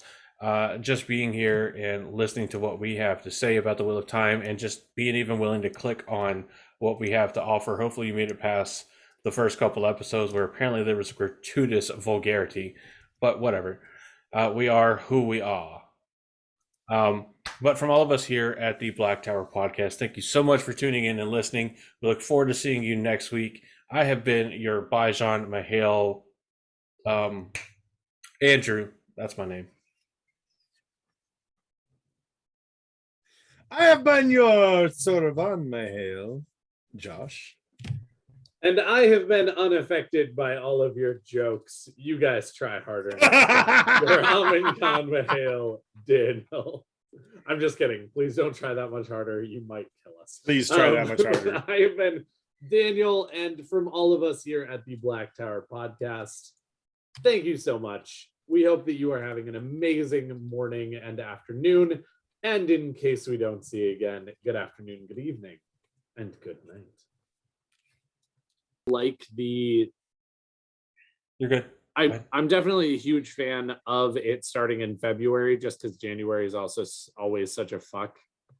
And it gets a lot of stuff out in October. Yeah, that's exactly. That was what I kind of like. October is kind of like, yeah, SpoilerCon tries to claim it, but whatever, fuck them. SpoilerCon is our month. Fucking October is our month. Yes, October is the Black Tower. Sorry, SpoilerCon. October is Taint Fest. Mm-hmm. All right, so we'll just kind of talk through it. All right, patrons. We told you that once we hit 30 patrons, we would standardize out whenever the physical benefits go out and those kind of things. And we're delivering on that promise to you now. Yes, sir. So we want to kind of take a few minutes and go over what is going to be happening, when we're scheduling this stuff out, and what are going to be the months that you can expect your physical benefits to come out. Some of you, based off of when you join, this may delay you by a month. Others, it may advance you by a month. Some people may have just joined and you get it right then and there. It's kind of the nature of this. We try to be as transparent as we can that this was coming. So we're going to talk about it. First and foremost, family members, we love you. We don't want you to feel left out. However, we don't have physical benefits at your level. So keep trucking on like you have been. We love abundantly and appreciate your support. And who could do it without family? You guys get to be there for the live recordings still. There is still the option of, recording a spoiler warnings. Yep. There are still benefits there for you. Physical benefits. It's just not the sending you the merch. Auditory. It's emotional benefits. Yes. I mean, yes. What? Yes. Emotional support. All right. There's going to be a cut here probably. Do you guys have that schedule up? I have it right now. Okay. So I'll probably bounce between the three of us for who talks about what tier gets what when. Okay. Okie doke. All right. So with all of this, Daniel, when can our soldiers expect to see their physical benefits? And what are they? Because it's a good reminder. Indeed. So the soldiers all get a sticker every other month. We have some dope ass sticker designs that'll be going out this year. And we hope to outdo our... Yes, and we do hope to outdo ourselves every year following this.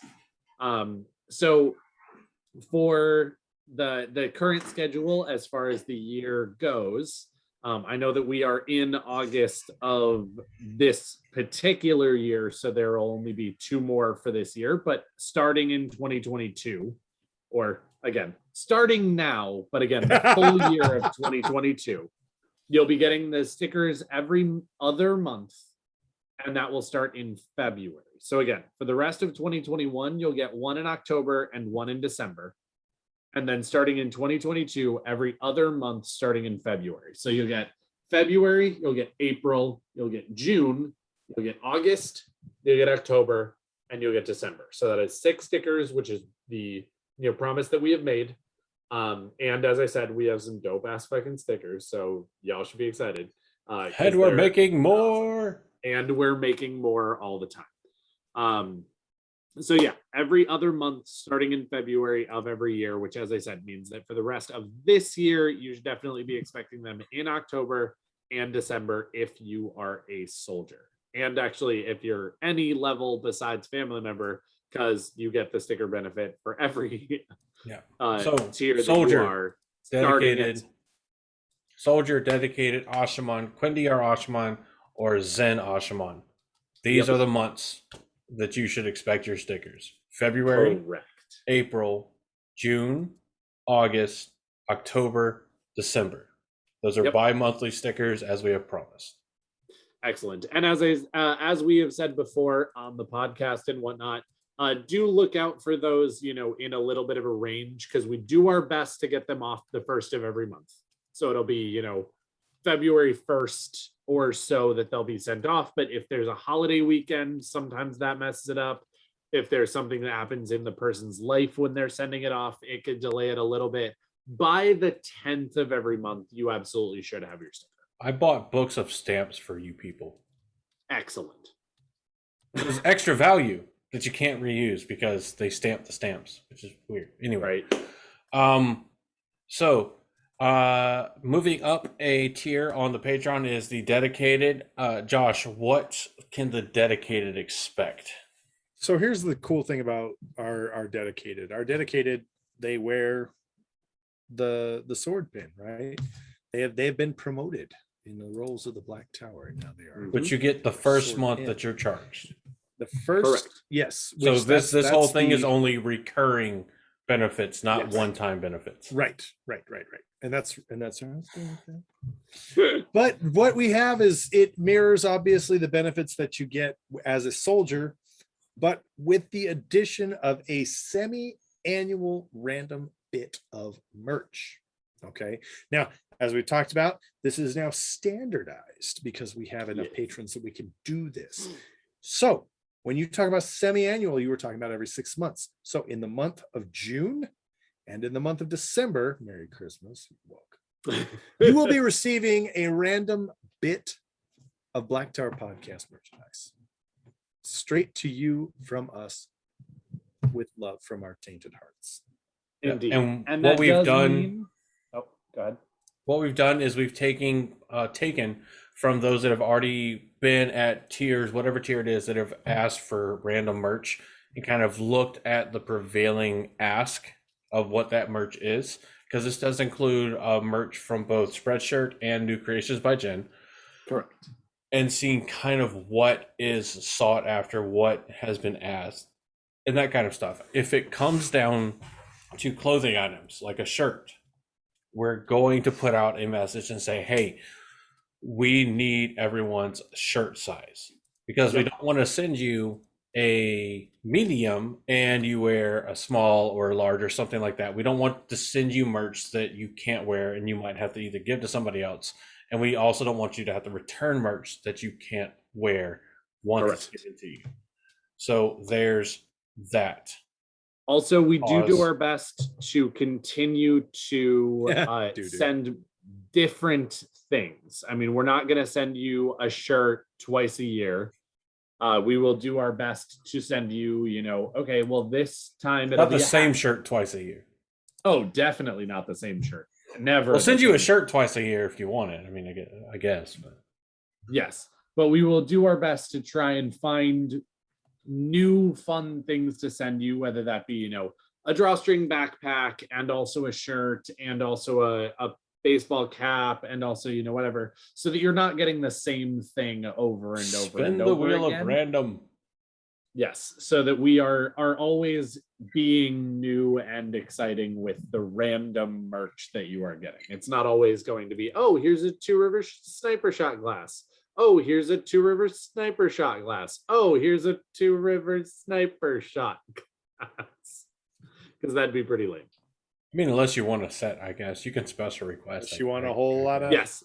I can't guarantee that we'll be able to fulfill if you special request back-to-back same merch. Sure. However, as much as we can keep it in mind and take it, because you guys are helping us so much, if we can help you, we want to. Yes. So the desire is there, have no question about it. However, the randomness of life may dictate what we are and are not realistically able to do. Yep. Indeed. All right. So let's move up to our Ashman tier. This is our $25 tier. This guarantees you that every 3 months you get a random piece of BTP oriented merch. And by BTP oriented is any merch that we've created that is out on any of our merch stores. So of course you still get the stickers based off of the schedule that we set forth for the soldiers. You also get random merch in January, April, June, and July. That's important. June and July, October, and December. Now, some of you may be wondering, how come it's not double random merch in June and December? Because we incorporate the previous tiers in the current tier. Well, it's because it's every 3 months for you. We are sending you out double the merch that we sent out of the previous tier. That's why we're not doubling it up. But because you do get previous tier benefits, we're not taking that June merch away from you.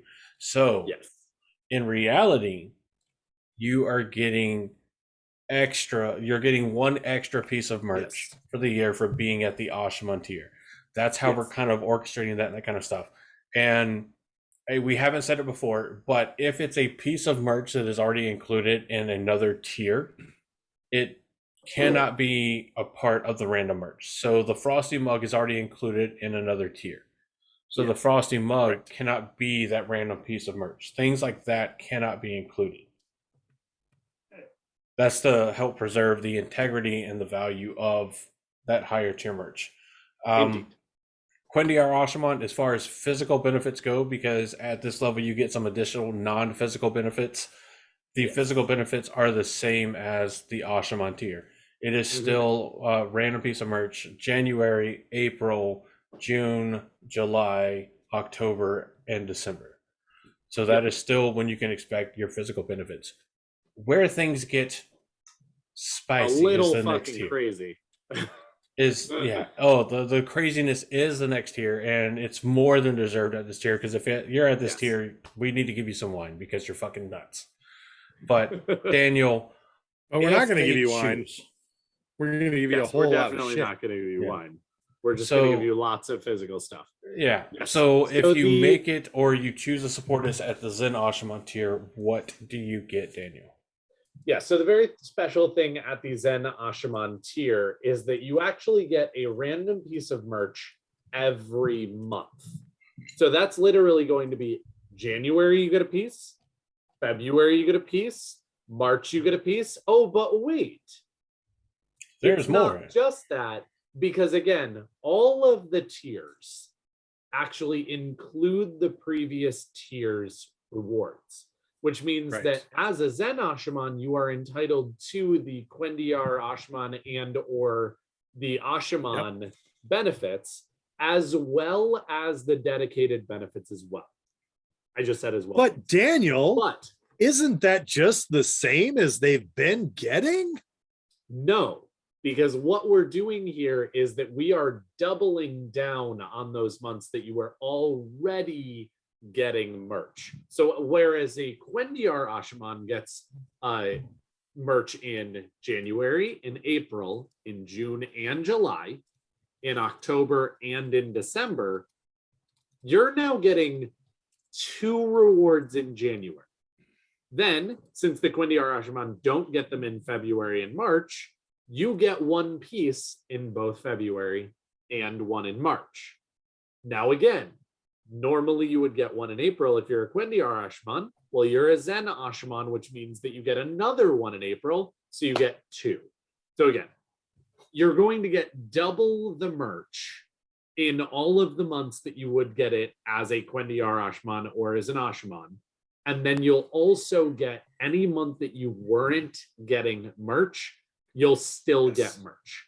So again, I know that sounds confusing. All you need to know is that you'll get 2 in January, 1 in February and March, 2 in April, 1 in May, 2 in June, 2 in July, 1 in August, 1 in September, 2 in October, 1 in November, 2 in December. You need that 18 again. 18 pieces of merch. Throughout there's a year and a half of merch in 1 year. Yep.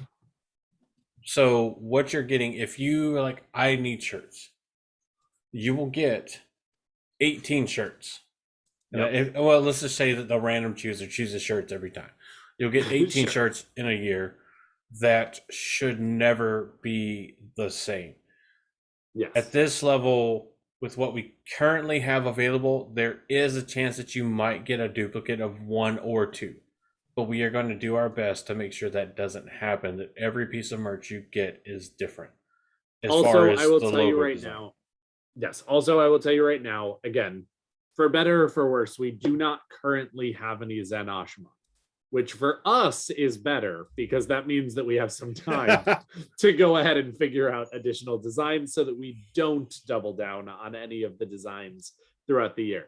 Now, you know, again, we would love to see some Zen Ashamon. So if you are thinking about doing it, absolutely, we will be forever grateful. I mean, not to say that we're not forever grateful to all of our Patreons, because we fucking are, but any Zen Ashamon, holy shit. And we will get you more designs so that we never double down on different things. Everybody loves merchandise, and one of the best possible places to go and get yourself some really dope Wheel of Time inspired and themed merchandise is, of course, newcreationsbyjen.com. So whenever you go to newcreationsbyjen.com, whether you're looking for just Wheel of Time inspired stuff or not, you can find all kinds of really cool merchandise and goodie opportunities, all the way from gifts for your family, friends, significant others, whoever have you, newborns, children, toddlers, women, men, adults, anybody that wants anything, you can find something for them for sure on New Creations by Jen. Now, most of you listening are going to be looking for Wheel of Time stuff. And the easiest way to find it is to go to the catalog section on New Creations by Jen, where you can see the groups of stuff for us at Black Tower Podcasts, Malkir Talks, Talk Around Riyadh, Will Reads, The Will Weaves, and Weekly Will News. So you can find all of this stuff, and you can browse and look at all the different kinds of things that each content creator that is a part of New Creations by Jen's has taken and asked Jen and Rob to put up on the site. Obviously, we're going to use ours as an example so that you can go in and look at Black Tower Podcast stuff, because we are the Black Tower Podcast. So if you go on, you can get our Two Rivers Sniper shot glass as well as Two Rivers Sniper shirt. It's available on a red shirt. So you can go on and you can get our Frosty mug, which is one of the Frosty mug collectibles. Each Wheel of Time content creator that is on New Creations by Jen has a Frosty mug that you can go in and get for yourself. So after you get ours, make sure you get the others and get the entire set and join the Frosty Mug Society. Of course, there's more than just Frosty mugs and little shot glasses, and there's plenty of different kinds of shirts with different designs on them from all of the different content creators. Of course, you can find ours where you can get our logo in black and white on a shirt. I have one myself. It's fantastic and I love it. Jen and Rob do an amazing job of working with not only their customers, but the content creators that they help support with this amazing and very good quality merchandise. So if you have not head over to New Creations by Jen and gotten yourself something dope, make sure you go and do that. Again, it's newcreationsbyjen.com. So, financial honesty with all of our patrons. We don't pay a discounted price for the merch we send out to you. If you go on Spreadshirt and it says this is a $22 shirt or whatever it is, we pay $22 for that shirt. The only difference is that unless we use one of our individual accounts, no money from that purchase goes back into our BTP account for Spreadshirt or New Creations by Jen. And in fact, we would just pay more to kind of bankroll more into what we get back as it is. Yep. So all of the money that we get from Spreadshirt, that we get from New Creations by Jen, that we get from Patreon, goes back into the show in one way or another. We just bought a 2-channel Behringer box, which I will unplug from my computer to show you. This is it. 2 channels. This is directly funded by Patreon. This will directly be used for the 2021 and going forward Gathering Madness events for us to allow for 2 mics to be taken, or not taken, 2 mics to be used at the same time. Yeah. Right. And it will also go with us to JordanCon for 2022. And as long as we can use it and we only need 2 channels, that will be used. That is something directly funded by you guys for supporting us so much. And there would be more to show, but we already had microphones that one of us could provide. So we didn't need to buy this. But it was in the docket. Podcast is funded by viewers like you. I think it's fair to say none of us do this professionally. Yes. And so when we are advocating when we're advocating patrons like you, or people, if you're considering becoming a patron of the Black Tower Podcast, none of this money is lining our pockets. It is all going right back into the podcast, because what we want to do, would we like to do this professionally? Absolutely, that would be wonderful. Someday maybe there is a possibility. Some but at nights this, stay awake, casting in my right now, where luck. we're at though is that all of this is just 100% is being reinvested. Sometimes I call Patreon a drug. It's like a wheel. There's like a wheel where like you guys it's donate got and timing. we make more comment or we make more content, and then that encourages more people to donate, and so we do more merch and more content and more stickers and more. Yeah, it's almost like no, it's good. The amount we're supported, super grateful for every bit Truth. of support that you guys are willing to give us. Yeah. The level of support that you guys give us directly correlates to either the quality of content that we are able to provide, because if we're able to buy better like cameras for recording, better mics for recording, whatever, then obviously the quality of the recording goes up. Yep. But it also correlates to the quality and amount of things we're able to give back to the patrons, and it also correlates over to the amount of different events we're able to go to. So if we get to a point where Patreon pays for all three of us to go to Dragon Con or to go to San Diego Comic-Con, that kind of stuff, we will do it. All of this, everything for Patreon goes abundantly first all the way into the Black Tower podcast as an entity. None of it goes, like was already said, into our pockets. None of us takes any cut from what comes into Patreon or anything like that. So all of this goes back into providing content or accessibility for you folks, for being so kind to support us. And it doesn't matter if you support us at the family member tier at $1 a month, or if you want to be fucking insane and support us at the Zen Awesome tier at $100 a month. All of this goes back to you guys. And it's so transparent that if at any given time we have the ability and are willing to show you where everything goes. Yes. And we've offered it, and patrons have unanimously said we trust you. Or Which blow is it on very cocaine nice and strippers. and appreciated.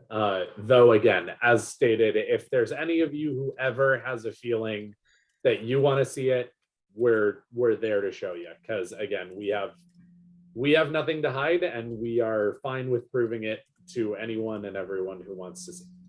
We are not hiding yachts underneath the floorboards. All right, guys. Well, as we all know here at the Black Tower podcast, not everything that is touched by the shadow is lost. And that is totally true for thegreatblight.com. Now, Nablus and his team have done an amazing job of going ahead and putting this together, and it is possibly the greatest resource for those of us here in the Wheel of Time community. First off, you have this awesome homepage with posts from a bunch of your favorites. You can go and check out new things that you've never seen before, keep up to date on content creators that you already follow, and just go ahead and dip as many of your toes or your entire foot as you want into all of the different things that are going on.